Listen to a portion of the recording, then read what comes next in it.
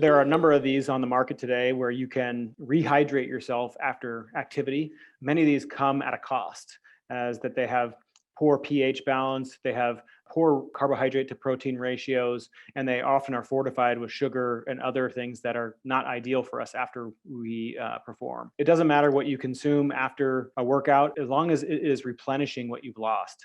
And sometimes it is okay to have some sugar when you've had a long, extensive, hard, intensive workout. For most of us that are not elite athletes, we don't necessarily need that. So for us weekend warriors, we don't need Gatorade, those types of things. I always tell people to look for a 3-to-1 ratio between carbohydrate and protein. Any substance that can be metabolized easy and that has this 3-to-1 ratio will be perfect for accelerating recovery. You need the carbohydrate to replace what you've lost in the workout, and you also need the protein in order to rebuild the tissue that's been damaged during that training. For a low cost option that I love and that I've recommended to athletes for years, I always recommend chocolate milk. Chocolate milk does the job. It's widely available and simple to get access to and doesn't cost an arm and a leg. And so I always tell people, when in doubt, choose chocolate milk.